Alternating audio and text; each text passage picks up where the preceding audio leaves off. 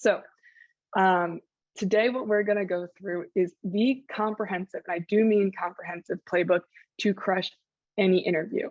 Now, for those of you who are on here, let's just first of all make sure you're in the right place.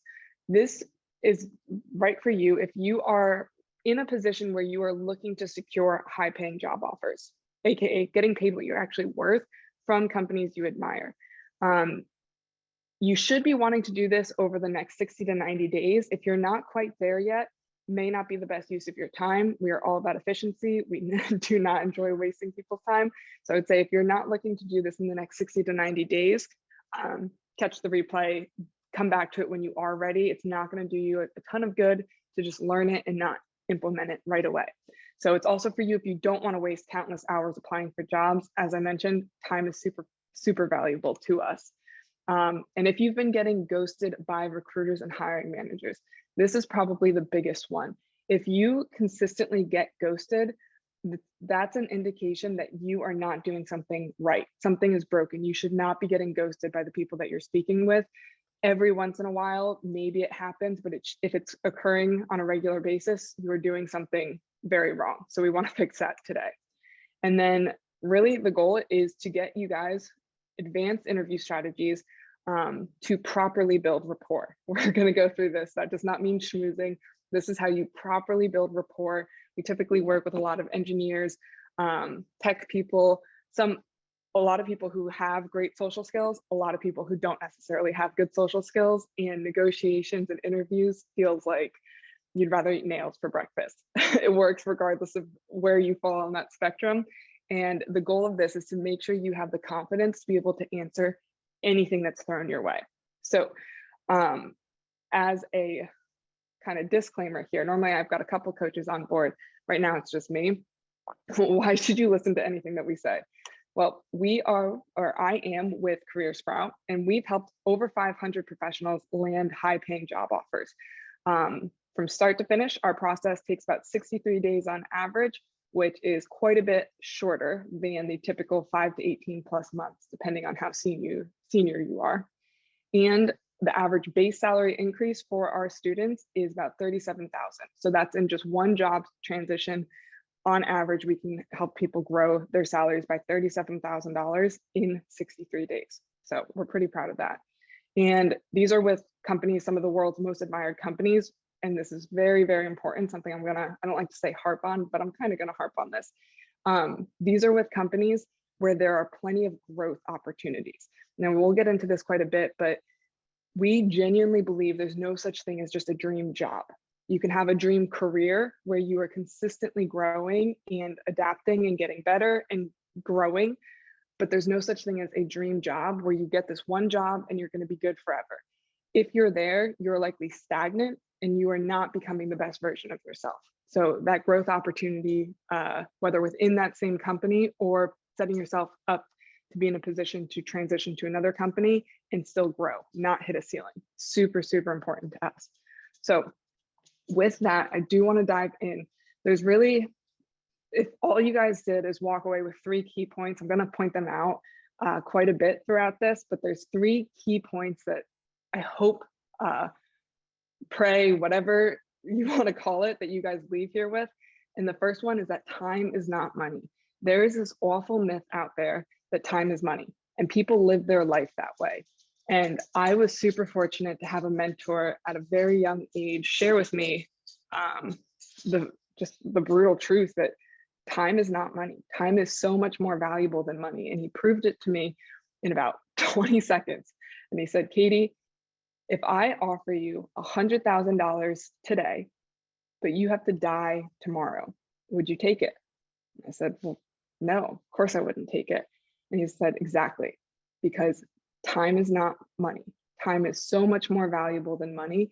And most people will live their entire lives treating money as if it's the most important thing. And it's not. Time is the only thing that you can't get back. And the reason why I wanted to share this with you guys at the beginning is because this is something that, especially when you're in a career, and a lot of you may have decent pay, where it's like, well, like, it's okay, so why would I want to transition? Or like, yeah, I'm not happy, but the money's good. It's not worth it. You could be making probably more money, doing something you actually enjoyed, leveraging your strengths, making an impact somewhere. And the other reason for saying this is I'm going to go through a lot of things that your brain, as soon as you hear it, your brain is going to like throw up a red flag and say, nope, it's not that easy. It's not that simple. It's not that quick. There's a reason why our students can typically get through this whole process in about 63 days. We have simplified everything because of this, because we know that how valuable time is. We have made everything as simple, quick, and easy as humanly possible so that it doesn't have to take 5 to 18 months. You don't have to be miserable for 5 to 18 months. You can have a roadmap that you follow and you're continuously progressing through. So with that, let's dive in. There are 5 steps. We use a 5-step process to help people land their high-paying jobs. Number 1 is identifying what we call your career nirvana. Now, this is when you look at your life holistically, both your personal and your professional life, and you have a career that provides you your dream pay, your dream hours, your work-life balance, where it's a place, a job where you can leverage your strengths and genuinely make an impact. When you're playing in an arena where you have 100% confidence that you're doing the right thing, that you're moving in the right direction, and you're in the right spot. It should feel like career nirvana. So that's step 1. So step 2 is getting the perfect resume and LinkedIn profile. And you know you have this right when you have recruiters and hiring managers consistently reaching out to you. This is building your resume properly. This is making sure it's keyword optimized, both your resume and your LinkedIn profile. So step 1 is step 2 is like, hey, this is how you get your foot in the door. Step 1 is making sure you're knocking on the right doors to get your foot in there. And then step 3 is proactive outreach. Now, this is I'm going to touch on this a little bit more at the end. This is a game changer for our students because this is what allows them to get massive salary increases. We just had somebody who transitioned into the product management world. She went from making $70,000, she went from making $80,000 to making $170,000 over 60 days because of this. Actually, it was a combination of this and interviewing. So once you have a proactive outreach where you're reaching out to the right people within the company, not just the hiring manager, makes the interview process so much easier.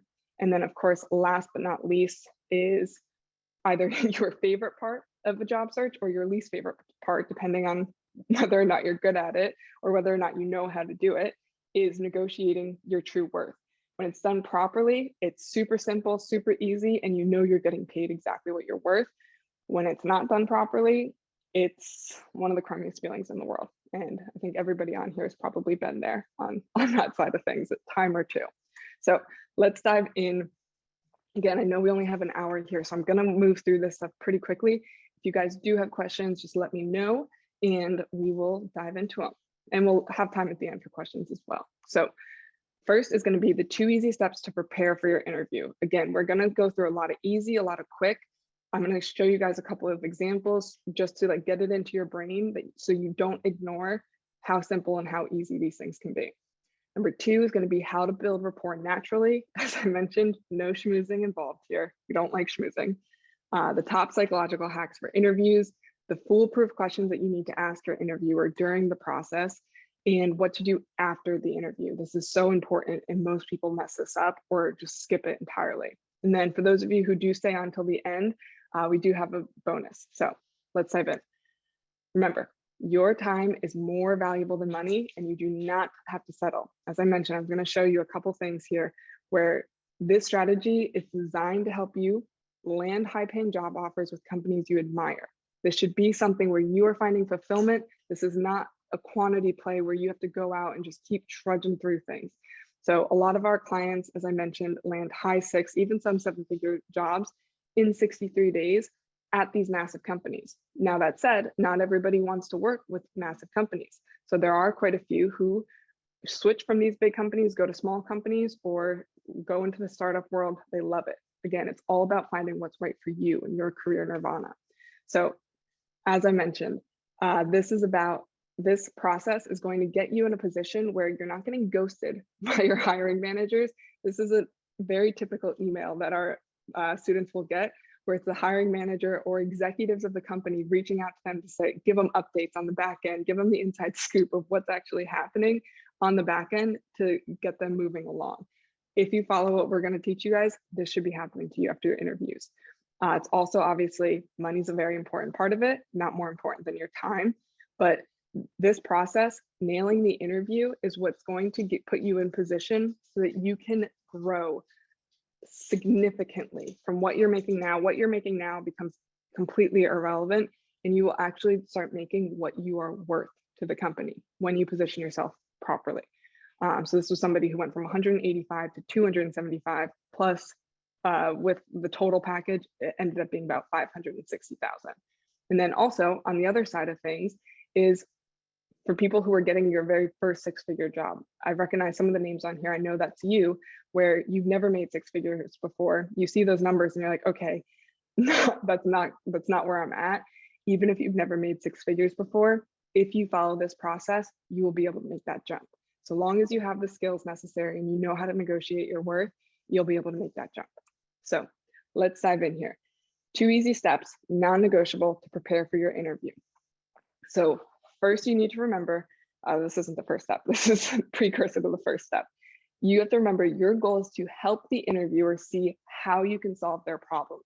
That is something, so as I mentioned, there's a couple of key points. 1, your time is far more valuable than money. Number 2, the goal of your interview process is to show your interviewer how you can solve their problems. So important. All right, so step 1. You're going to study the job description. I can't tell you how many times we have worked with people who they heard a title or they thought the title sounded similar to what they were doing or was something that they wanted to do, but they didn't thoroughly understand what was being asked of the role. So you want to study the job description, make sure you understand what your job is, the responsibilities, what they're expecting you to be able to accomplish with them. You should know that extremely well. You can even check if it's a bigger company, you can check out LinkedIn if they have other people who are already doing that role, just see how they talk about it. And you want to really research it. Beyond just the role, you also want to cover all your bases about the company. So spend time on their website, understand their mission, understand their core values, research the people that you may be working with, your managers, your colleagues. You should have a good grasp of what that company is like. And this is something you will be asked what you know about a company. 100% or 99.9% of the time in an interview, you're going to be asked what you know about a company. And if you don't have a good way to articulate this to them, your interview is pretty much over before it starts. You need to be able to articulate what you know about a company. And then I actually recently just added this in to research what a reasonable salary is for whatever role you're going for. I just spoke actually to people who they went in, it was their second time going through this process of searching for jobs using this process. And they had already gotten a bump in both cases, they'd already gotten a bump in their salary. And then they were going to get another job. They were just kind of passively looking for it to move them along their career nirvana.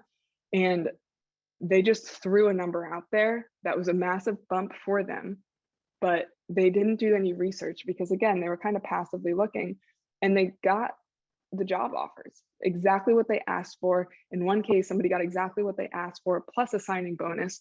And then they went and did the research and realized that, let's just see here. Can you guys see, just give me a thumbs up in the chat here if you guys can see my screen. I believe you can. Hopefully you guys can. Let's see here. Perfect. Okay, I just got a notification. Awesome. But they got exactly what they asked for, and then afterwards did the research and realized they had lowballed themselves. In one case, it was about $20,000. I think the other case was about $12,000 that they had lowballed themselves and had no idea. And they went from being extremely happy that they got exactly what they asked for to extremely bummed, and then had to kind of backtrack from there. So make sure you research what a reasonable salary is for your role. Next, step 2 is going to be make a list of your experience. So you want to make a list of all of your past experiences and accomplishments. Now, this is something that most people don't make a distinction on, and this is so important. Your experiences are what you did, the projects, the initiatives, whatever that you're really proud of. The accomplishments are what that did for your company. Now, you want to make, when you're making this list of your examples, you want to make it as similar as possible to being what's asked of you in this new position. So important. So you want to study the job description, make a list of what they're asking you for, and then in a column right next to it, list your past experiences and the accomplishments that match up to that. And then you want to pretty much memorize that. You should practice sharing those stories so that an 8-year-old could understand it. I have an 8-year-old niece, or a 10-year-old niece now. Since she was 8, I've been practicing things like this to her to make sure she could understand very simply what I was talking about.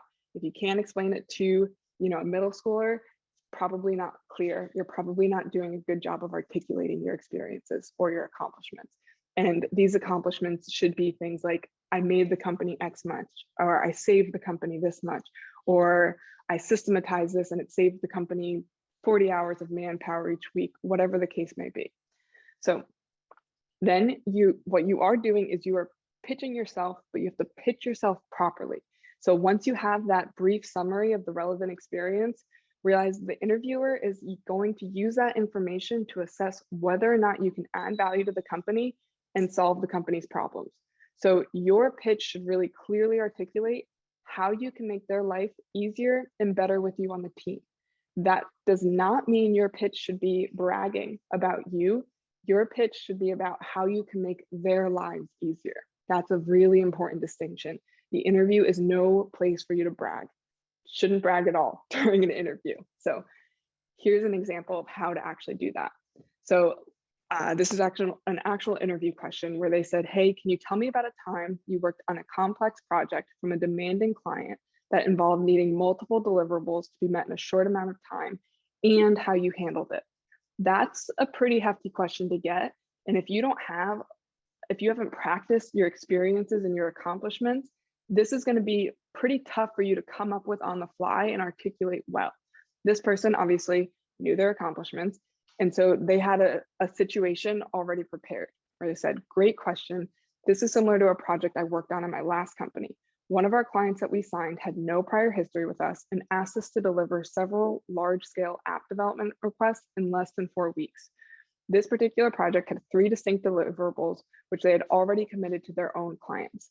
Now, knowing this was due in a short amount of time, I scheduled an all-hands-on-deck meeting with cross-functional teams and outlined the importance of this project and the future business it could bring us. After getting buy-in from each team, I gathered thorough requirements from the client and created clear and concise specs for each of the teams involved on this project. Not only were we able to deliver all 3 projects on time, but we delivered them 2 days before their product release, giving them enough time to work and make some minor changes. And then the accomplishment, the success of this project led to our client viewing us as a trusted partner rather than just a vendor, thus resulting in over $750,000 in additional project work. Now, that's a really high quality answer. And even when you don't have all the direct experience with some or all of what they're asking for, it happens a lot when you transition industries, you want to show them that you know how to problem solve and that you have a history, that you have experience tallying wins for your company. That's how you're going to gain what we call deserved trust. This is very different than if you just said, hey, I'm a great leader. I know how to bring people together, and I'm really good at inspiring people to do their work, getting it done on time. Like that, you could say that, and that technically would mean that's technically saying the same thing as what this person said in their interview. It doesn't give anything quantifiable. It's mostly fluff words, and it's not going to give you any deserved trust. It's not going to show the interviewer, oh, this person actually can win. This person actually knows how to, rally people together. It gives a very different impression than the specifics of experience and accomplishments that come from that experience. That's a really important distinction there. So next, it's not enough, obviously, to just talk about your experiences and your accomplishments. You need to also be able to build rapport naturally, no schmoozing involved. So the most important thing, so this is the third key thing and the most important. Number one, time is not money. Time is far more valuable. Number two is that, remember, your interviewer is looking to see and judging whether or not you can solve their problems. And then this last point, the most important thing for you to do during this process is to make a connection with your interviewer. If you do not make a connection with your interviewer, it is not a good interview. This is something that a lot of people, oh, I think you guys can still see my screen there. This is something that a lot of people struggle with, and it's very, very simple to do. So the easiest connection method to making a connection with your interviewer, to clarify there, is by asking questions. Get them talking about their favorite topic, them. So here's a couple of examples. When did you start working here? Very simple question that you can ask even at the beginning. You don't need to have a ton of rapport with the person to be able to ask this question. Another one is, how did you get to this position? Again, you don't need to be super into the conversation before you can ask this. It's very surface level. This one, not one that you would necessarily ask before you have any sort of rapport, but a good question to ask at some point during the interview. Any advice for your younger self? This is going to give them a chance to talk about themselves, right? Their favorite topic. And you want to treat them like a friend. Now, this is something that 99.9% of interviewees do not do. And it will help you stand out and completely change the dynamics of the interview. So I want you guys to think, just put yourself in the interviewer's shoes and think, what are they trying to answer? Number one is, can the person do the job, right? That's why it's very important for you to have your experience and your accomplishments. You need to be able to show the interviewer, yes, I can do this job that you're hiring for. Number two is more important. They're asking, can I or my team work with this person literally every single day for 8 to 10 hours? So if you can get them to view you like a friend and as a qualified applicant, the answer becomes a very obvious yes. So just think of a time when you finished meeting up with a good friend, Think of how that conversation went. You guys went out for coffee or for lunch, whatever the case may be. Most likely, you didn't sit there and ask them a question and then have them give you an answer, and then you ask them another question, and then they gave you an answer, and then another question, and they gave you an answer, and they spent 60 minutes talking about themselves. If that was your experience, probably didn't have a great time. Instead, when you finish speaking with a good friend, when you finish meeting with a good friend, you feel good. You feel like you were heard. You asked questions, they asked follow-up questions. There was give and take. There was an ebb and a flow to the conversation where you both learned about each other. You both caught up on each other's lives, and you both, shared along the way.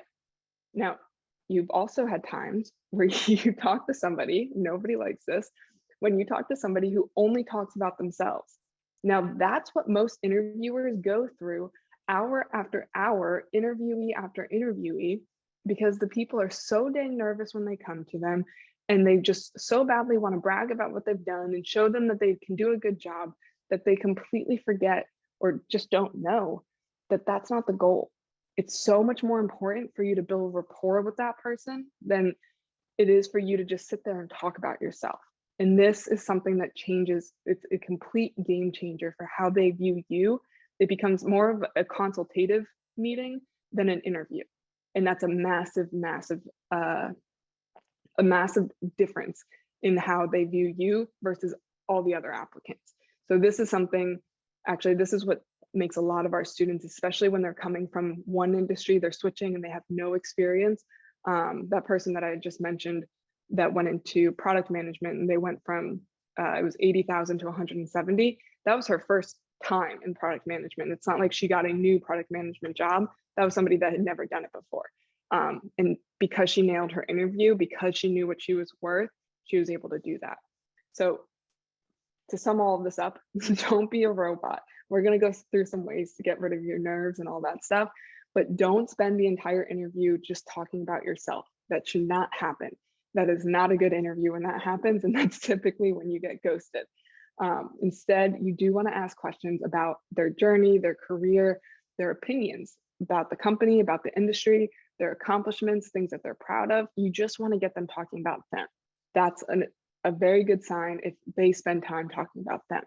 So If you only get one thing from this entire playbook, again, I know I said there's 3 key points. If this is the only thing you take away from the entire thing, you need to get the interviewer, or if there's multiple rounds or a panel, get all of them talking about themselves and practice active listening. This is so, so, so important. So a couple of hacks here to help you with that. Number one, you always want, we talked about how questions were the easiest way to get the person talking. You always, always, always want to start your interview with this question. Thank you, some version of this. Don't read this and sound like a robot again. But you want to just say something along the lines of, thank you for taking the time to speak with me, Mr. Interviewer. I'm really excited to get started and learn more about your company as well as this position and discuss how I may or may not be able to add value.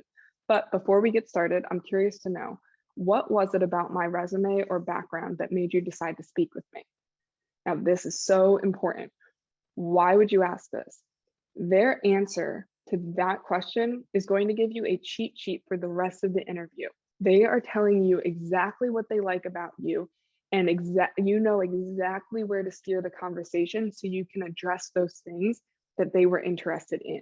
You may have 1,000 different strengths or be good at a ton of different things and spend time talking about 5 of them, and they only cared about 1 that you never touched on. And if that's what happens, you are likely not going to have a good interview. So this is an extremely, extremely important question to ask at the very start of your interview. You always, always, always start with that. Now, number 2, as I mentioned, of course, there's some nerves, some butterflies that come with an interview process. You want to remind yourself that you already have the interview.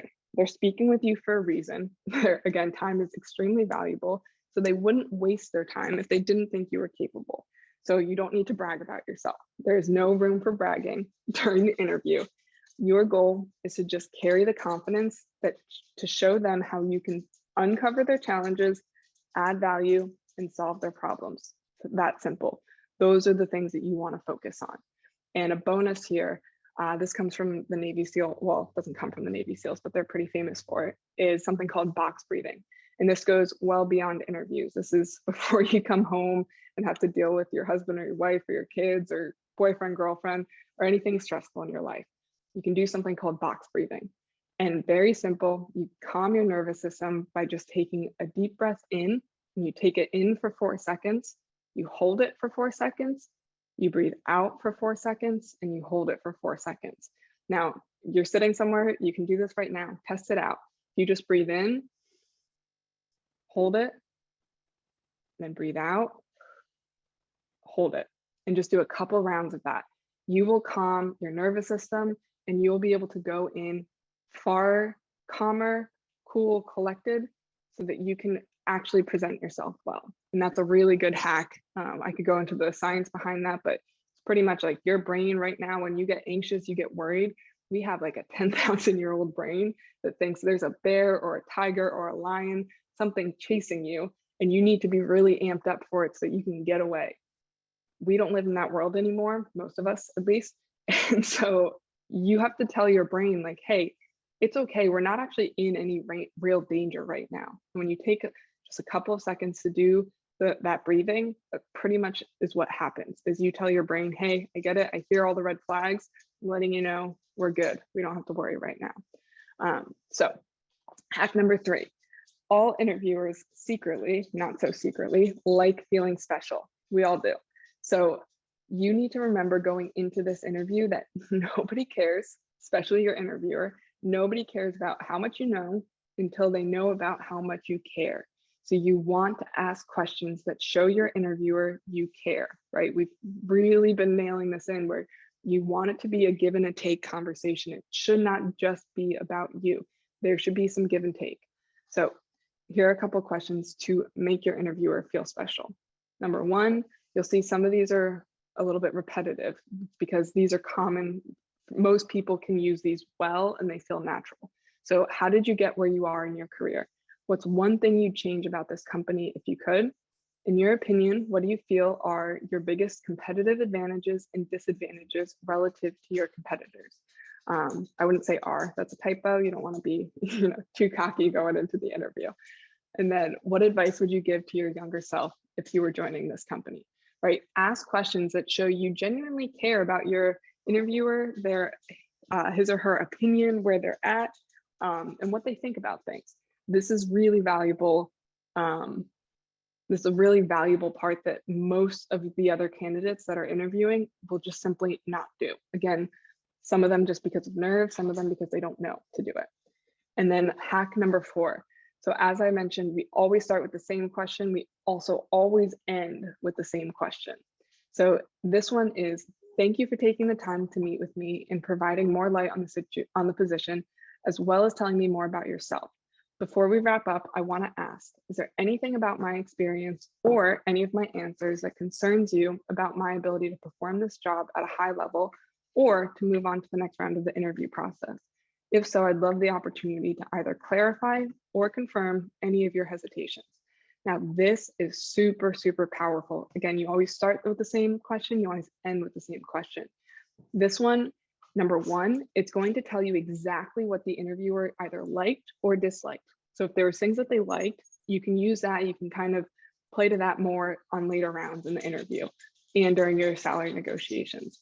But if there were things that they disliked, then you can either validate those concerns or this gives you the opportunity to clarify them on the spot.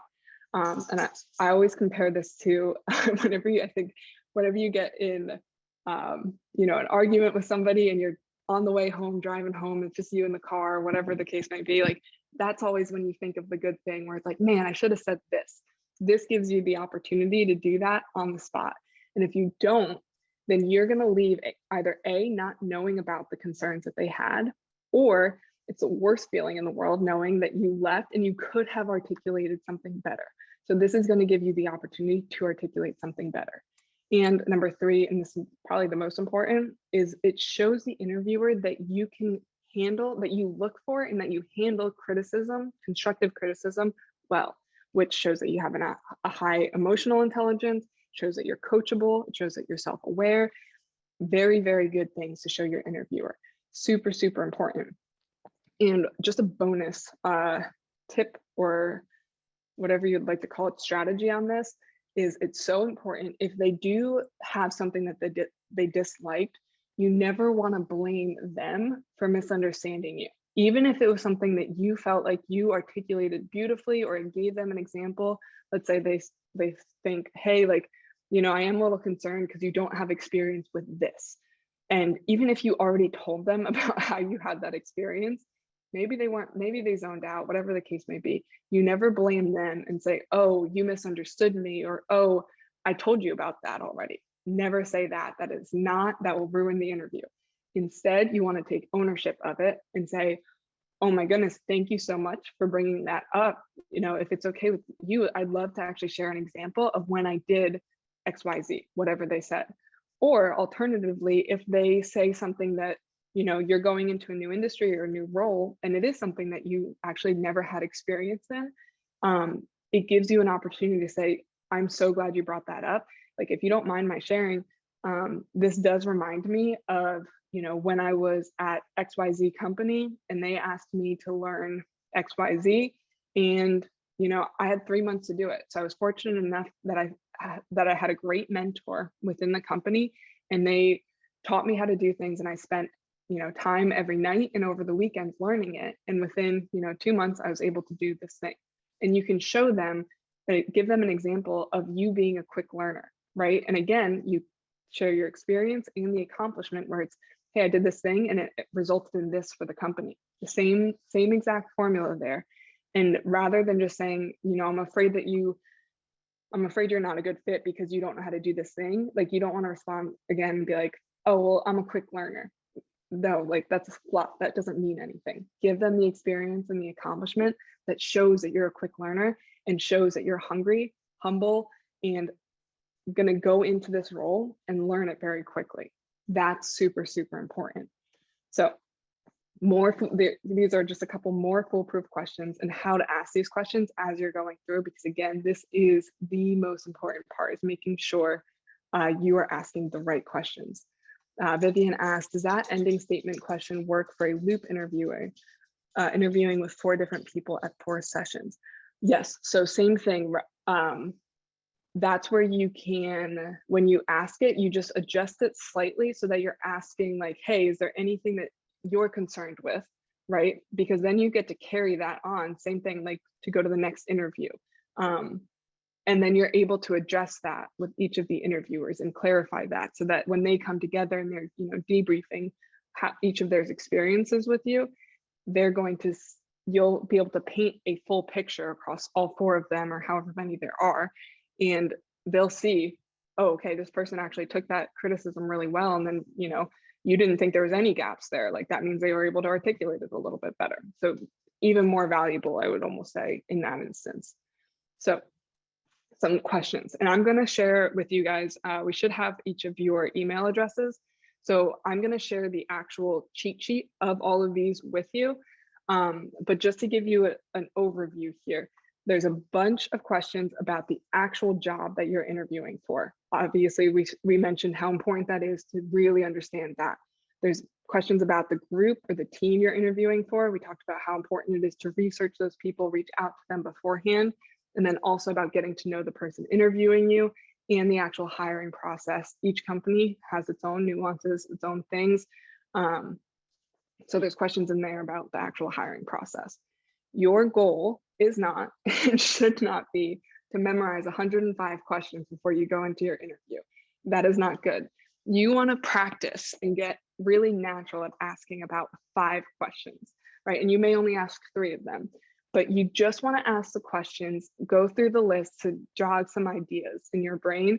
And then you may only ask 3 of them because, again, it should flow with the conversation. Just because the question is not on the sheet doesn't mean that you shouldn't ask it.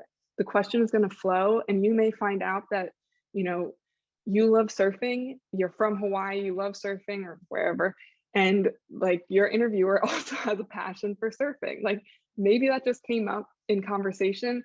I don't think we have any surfing questions on here, but that's a great thing to add follow-up because, again, it builds rapport, you find common ground. So it's not these are the only questions you ask, nothing else. This is, hey, here are some things to give you ideas, give you inspiration as you go into your interview.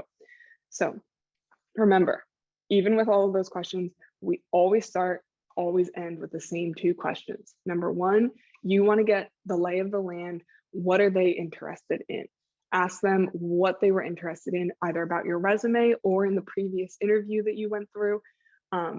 What is it that's important to them? That's what you want to make sure that you are articulating well and emphasizing. And then you always end with the same last question. Give yourself an opportunity to either clarify or confirm, right? If they say, hey, you had no experience doing this, don't lie and say, oh no, like I do have experience doing this. You're going to be found out and it's not going to be good. You don't need to lie. You can share something that's a transferable skill in that situation. Let's see here. How do you identify those people on the team before the interview if it's not disclosed and you only have contact with the recruiter or hiring manager? Great question. So LinkedIn is going to be your best friend during this process. Go to LinkedIn, go to the, and this is not always a foolproof thing, but you can go into LinkedIn and you find the employees of the company. Depending on how large the company is, maybe there's only a dozen to 100 people on the team. That's going to make it a little bit easier. If it's Google or Facebook and you're dealing with 100,000s, you may not know exactly who is going to be your manager, who is going to be your colleague, but you can reach out to people. Even if they're not the right person, you can still reach out to multiple different people and just have conversations with them. Let them know, hey, I'm considering this role in this place. Like, I would love to just pick your brain and like see if you had any insights on what the culture was like over there. And if they're like, I have no idea, but you should talk to so-and-so, and just have very natural conversations with people. You may not be able to find the exact right people, but you can have enough conversations with enough people. And as a general rule, people are pretty open and willing to help. Depends on the culture a little bit, obviously. But you more times than not can get into contact with somebody that would be in that specific arena. 4 times that they don't disclose that. A lot of companies now will actually will give you like a prep slide deck or a prep email that says, hey, you're going to be interviewing with a colleague, a coworker, a hiring person, the last person that did your job, and they'll give you the names of those people. So that makes it a little bit easier, obviously. And then, okay, this is arguably one of, I wouldn't put it in the most important, not more important than, time is more valuable than money, or remembering the interview is asking, hey, can this person do this job and can we work with them? And getting the interviewer to talk about themselves. Those are the 3 most important things. But after your interview, these are such simple things that you can do that will make a world of difference in your interview process. Now, most people, they don't think this is essential, or they don't know, they haven't been told. Your follow-up is essential. And there's actually some companies now, I know of one in particular, that they put a buffer period. After their interviews, they were fortunate that they had a great candidate who they thought was a great candidate, that they were getting ready to offer them a job. And it got delayed by about 2 weeks. And then they were just waiting on the official signature because they wanted to give her a bonus. And later that day, it was on the docket to email her official offer. And before the afternoon came, they got a scathing email from her saying, how dare you make me wait this long, this and that. And her follow-up was terrible. And they were all just shocked. Nobody had caught it. So they literally put in a window to see how people deal with a no response, or how people deal with things getting delayed, to see how they will react to it. So your follow-up sometimes is part of the actual interview process to see how you will do it. And it is absolutely essential. And the best thing that you can do is a good old-fashioned handwritten thank you note. This is one of the most powerful things you can do. A handwritten thank you note. Very simple template. Here's an example of one. Thank you for our interview this week. And this should go out 24 hours, within 24 hours of your interview, no more than 48 hours. Do it immediately. Where you thank them, say the time and insights you shared were very much appreciated, and I'm even more excited about the opportunity to fill the insert role. I believe my ability to be resourceful, as well as my skills with PowerPoint and Excel, would allow me to effectively contribute immediately. In addition, my experience working for a startup as well as a Fortune 100 company makes me confident that I'll be able to easily adapt to the company culture and new environment. Now, take a note here. This may have been something that they were concerned, like, hey, you don't have any experience with this size company. And she may have already, or he may have already articulated this to them to say, completely understand the concern. No, I've never worked in this specific situation, but I have been able to adapt, to this and that. So that gave her another opportunity in this letter to address something like that. And then you simply ended out with, I would enjoy the opportunity to continue our dialogue and learn more about a career with company. Thanks and regards, your name. Very simple, very powerful. Now, then you be patient. Like I said, there are now some companies that purposely put in a wait period to see how you will respond to it. Sometimes it takes more than 2 weeks. It could take 1 to 2 months. This is a perfect example. This took far longer than they expected, and they ended up getting about $55,000 more than what they were even hoping for. That does happen as well. So be patient. Now, if it does take more than 2 weeks, it is perfectly acceptable for you to send a follow-up email. Let's see here. It looks like we have a question. Would it be advisable to email a photo of a handwritten note as well to the interviewers? If you do not, that's a great question. If you can't get the address, especially now, a lot of people are working from home, so they may not have their address on like their signature, or they may be, that they're working from home because they told you in the interview, you send it to the office, may not get there. In those cases, it's not a terrible idea to also just say, hey, I just really wanted to show my appreciation to you. And I do think a handwritten letter just is a little bit different. I know because of how things are right now, probably there's no good way to get it to you at your house. I didn't want to look like a stalker, only make jokes if it made sense based on your interview.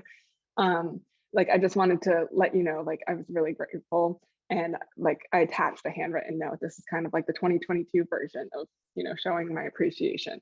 That's perfectly acceptable for you to do, especially right now. So that said, if you haven't heard, yes, be patient. If you haven't heard back in 2 weeks, perfectly acceptable, and you should send them a follow-up email. Very simple. You want to make sure it gets opened. So you should reply to the last email in your conversation with them. We all have emails. We know how much spam we get. You look at things differently. A flag goes up in your mind when you see the 2 or the 4 or whatever, knowing that there's a conversation, knowing that there's a thread between the 2 of you, that's going to have a much higher chance of getting opened than just a straight email. You just go in and you change the subject line to, regarding the interview on this day at this time. That's simple. And what you say, again, very simple, just very straightforward. Let them know that you're excited. You just want to see if there's an update or a decision. If you do have other companies that are interested, this would be a good time to let them know, hey, I do have other companies that are interested, and I did tell them I'd give them a response by, X day or whatever, and let them know that you would keep them updated on the progress.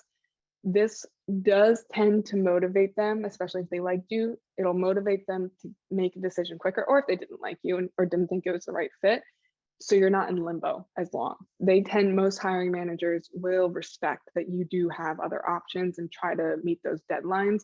That said, I know plenty of people who will lie about this and say, oh, I've got all these other people interested, this and that. I'm never a fan of that. It always seems to come around and bite them in the behind. I don't think that's something you should do, whether you believe in karma or whatever. It doesn't tend to work out for people. So I'd highly recommend not lying about that. Only say that if it's true. And if there is no decision yet, a lot of times that does happen. Very simple. You can be very polite. Just say, thanks for the update. Do you have a sense of what the timing will look like moving forward, or when an appropriate time would be for me to check back in? I'm excited about the opportunity, but I do know that these things take time, so I don't want to follow up too often. Perfectly acceptable for you to send that. And that'll be received well. You're not being pushy, and you're trying to make their life easier to say, hey, look, I understand you've got what you've got going on. Like, when should I follow up to make it easier? Let's see, looks like there's a question here. Given this virtual time, is it really expected to send a physical handwritten note? Are you expected to find their home address and send it the next day mail? Just a surprise, an email won't be as meaningful given the digital ways of the world. Great question. So is it expected? No. Does it make you stand out? Absolutely. And a lot of people will have their address in their email signature.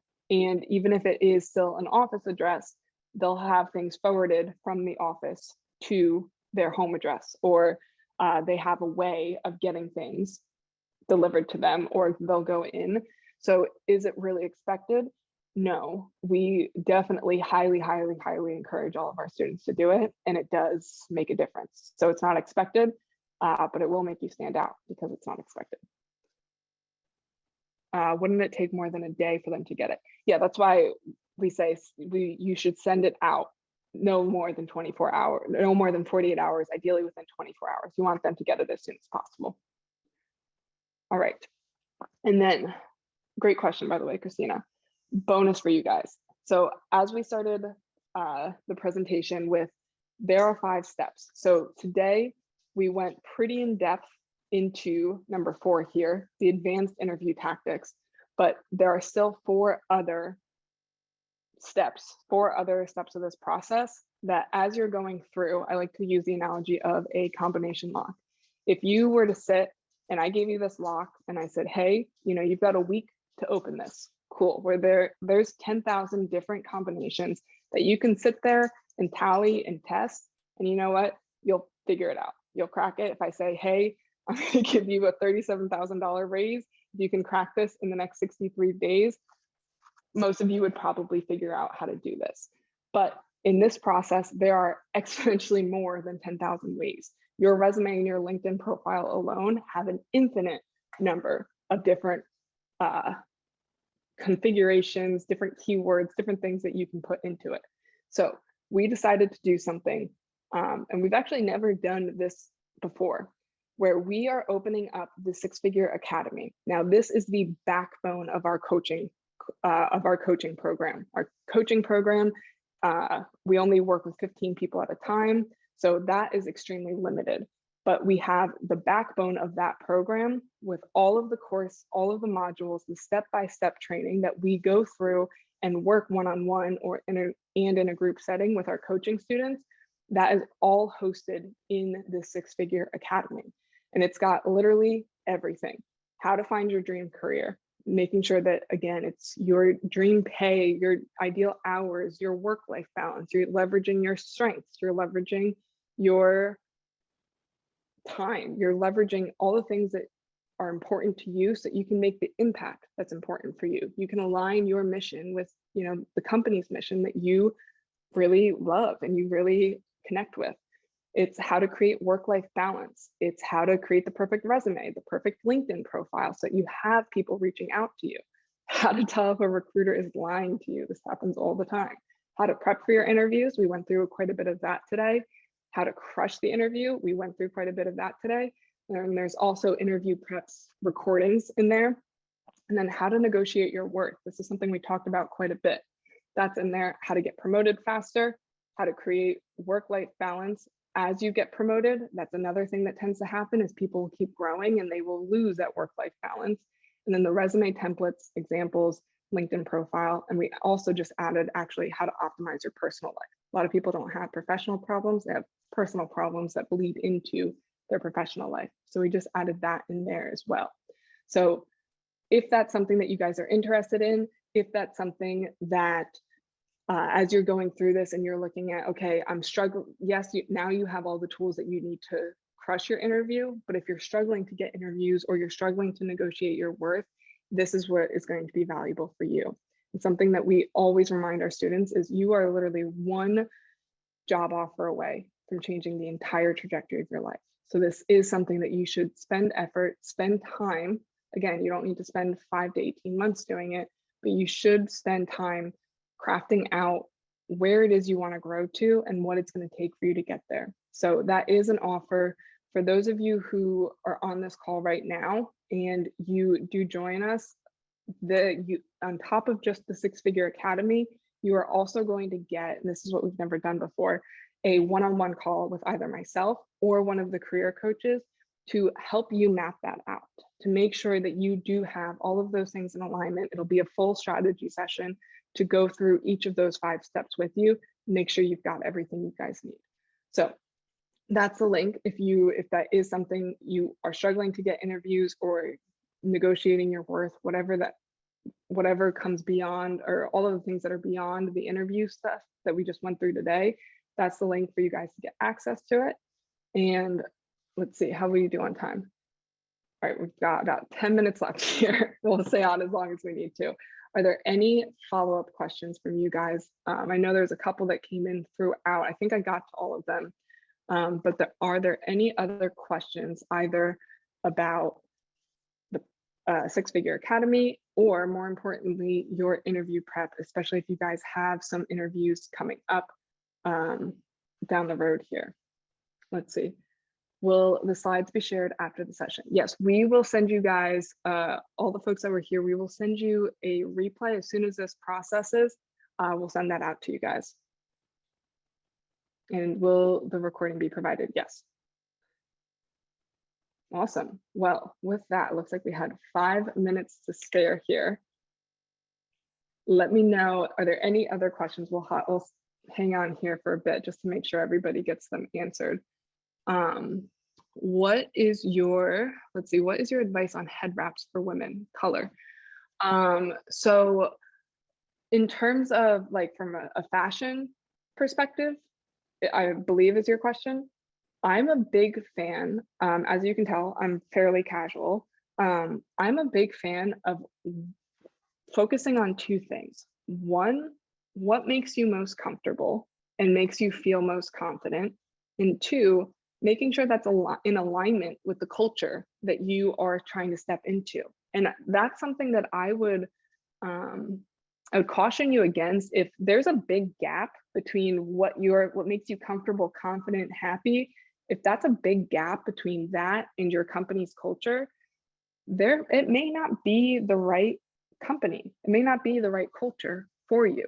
And that's something that I wouldn't take lightly. I know for me personally, I wouldn't go work with a company where I had to, or I wouldn't go back. I used to work at a company where I dressed up every single day with very professional, wore heels every day, literally took them off under my desk. And there was a couple of times where I walked out of my office forgetting that I didn't have my shoes on. Like, I didn't enjoy that.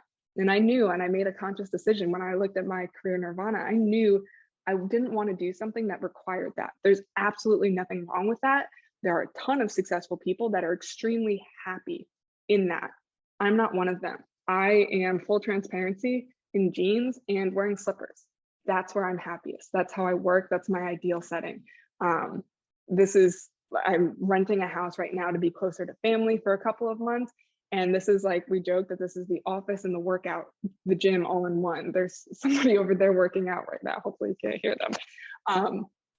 And so that's something to keep in mind. Know what makes you most confident, what makes you most comfortable, and then make sure the culture aligns with that, so that when you show up, you should be professional, and it should match that level of professionalism that's called for at that company should match what makes you most confident and happy and brings you joy.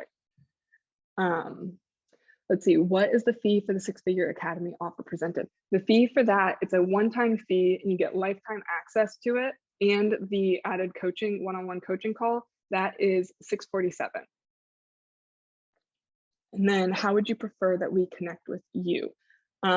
If you've got follow-up questions, so you can connect with me on LinkedIn. I am on there. I'm not on Twitter.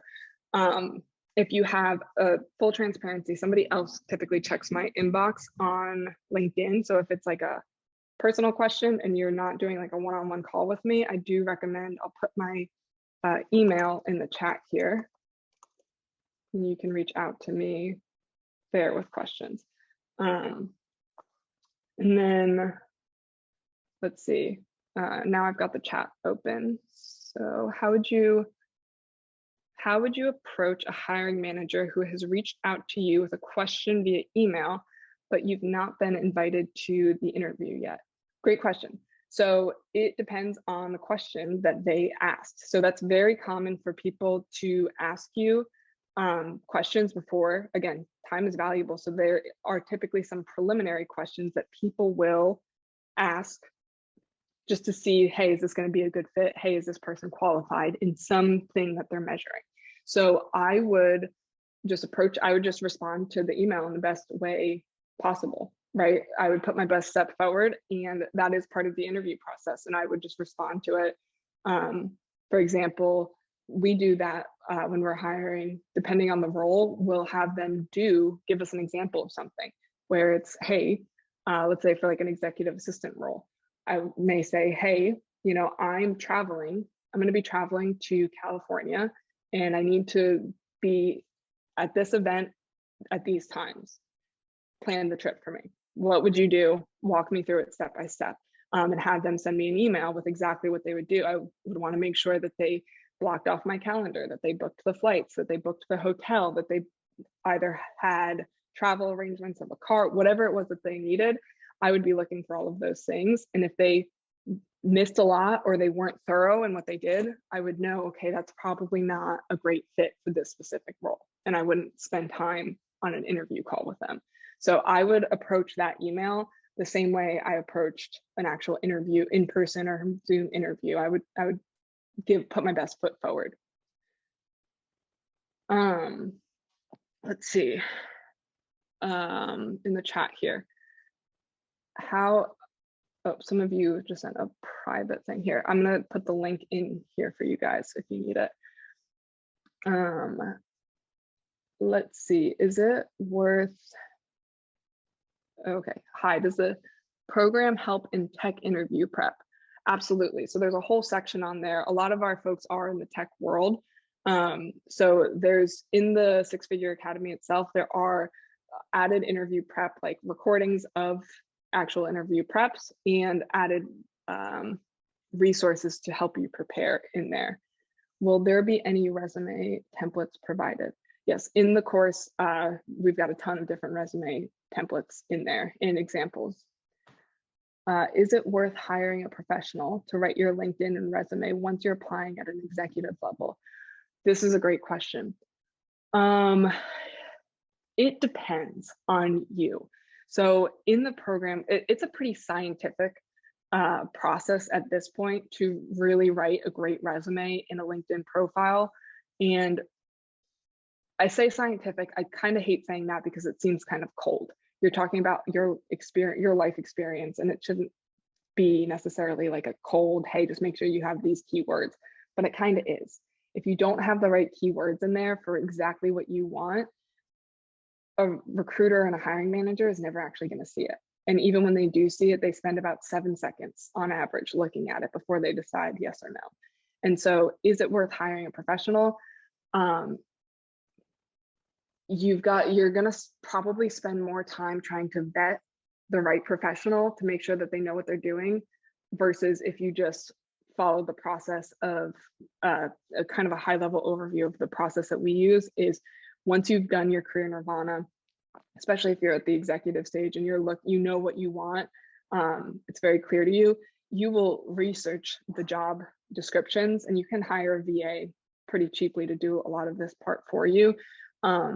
And you will know what keywords, once you look at 15 to 30 of them, you'll know exactly what keywords are getting repeated over and over and over again. And you can put those in your resume, or you should put those in your resume and on your LinkedIn profile. And it's a pretty quick process to do. It's pretty scientific. So I think you'd probably spend more time trying to find a good professional because they're a dime a dozen. And most of them are not necessarily great at what they do. So you'd have to spend a lot of time vetting the right professional. How much do you charge for career coaching sessions? I'm based in London. Thanks. So for our coaching program, the full coaching program, we typically only work with people. This is another reason why we opened the course modules. Course modules work pretty much no matter where you are in the world. Obviously, some places do have some cultural differences, so you'll have to note those. But our coaching program, where you have access to each of the 4 coaches on staff, that is solely for people who are based in the US or Canada. Sonia is saying, I don't see your email address. Let me adjust this here. I just sent it to the host and panelists, so that is why you didn't see it. And I also sent the link here to just the host and panelists, so you probably didn't see that either. Let's see here. I had a pre-screen phone interview Tuesday and yesterday. It appeared that an ATS may have flagged my resume for the interview, so I didn't feel like it was a good setup for me to ask about what in my background that let you want to talk to me. Any comment on that? Yeah, great question.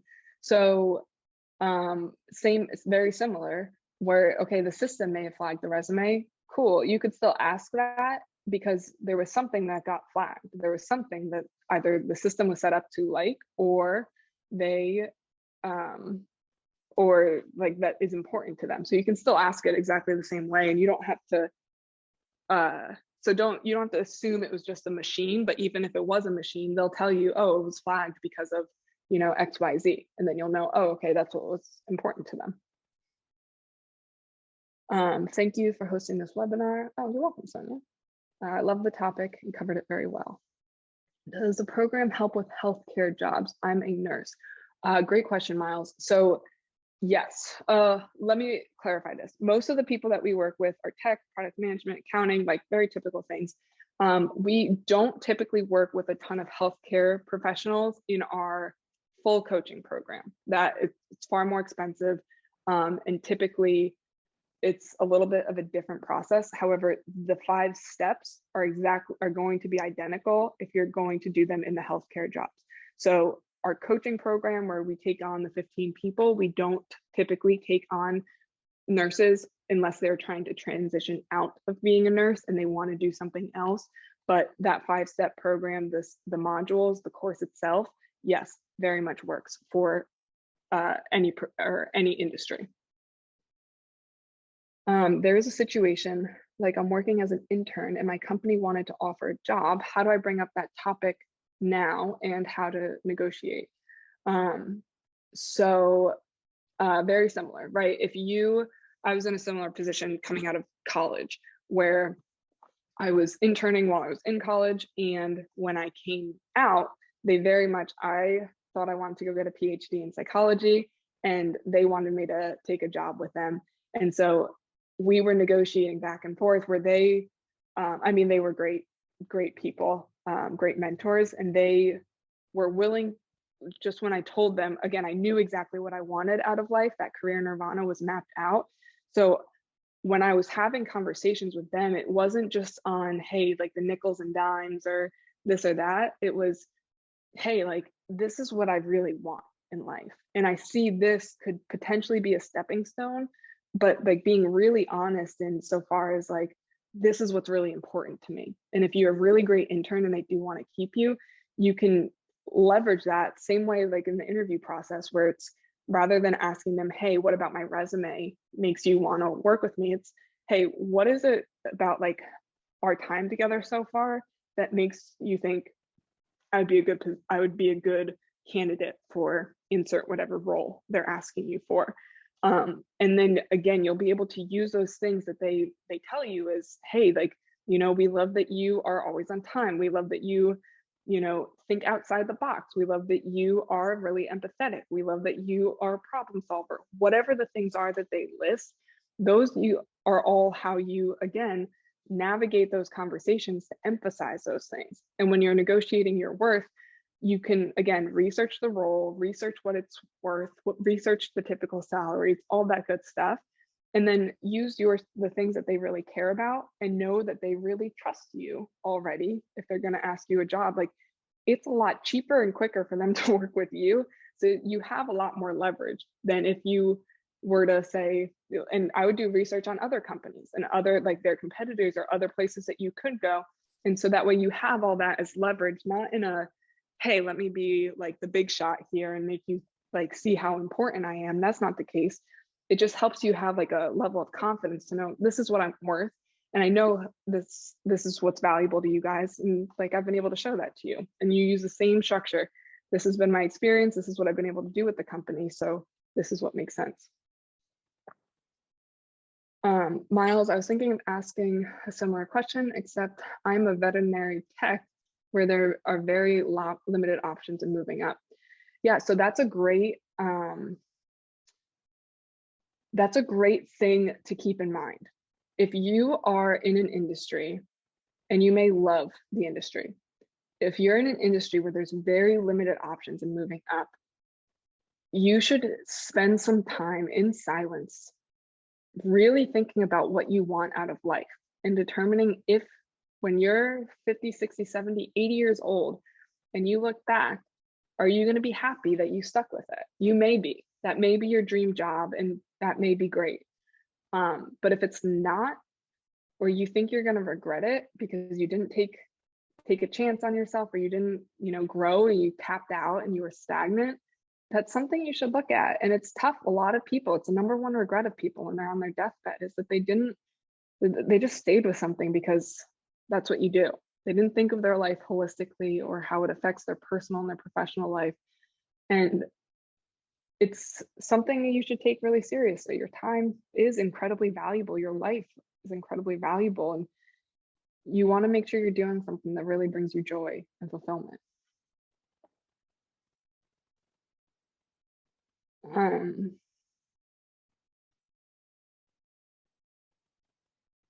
Awesome. All right. It looks like that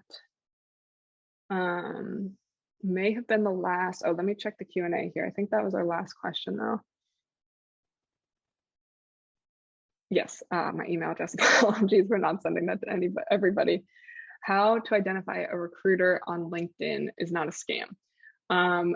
That's a great question. That one requires a little bit more details, but the short answer of that is if they are super sketchy about like, oh, I don't know what the salary is or this or that, that's a lie. Recruiters pick jobs based on the salary because that's how they get paid. They get a commission based on that salary.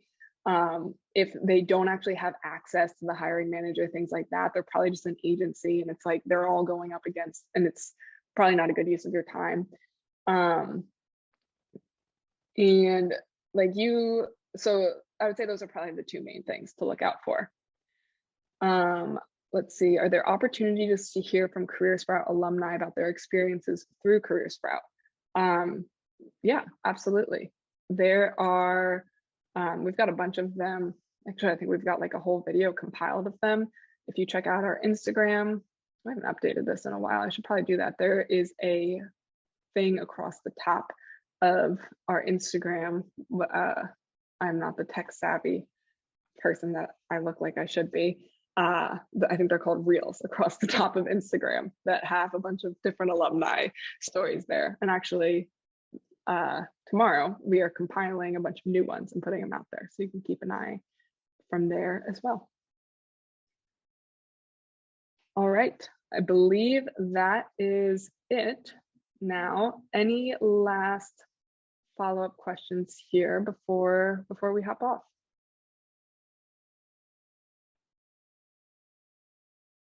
All right. Well, then I will make sure you guys have access to the replay of this. And if any other questions do come up, feel free, you can email me, just Katie, Katie, at careersprout.com. And I will talk to you guys then. Have a good one.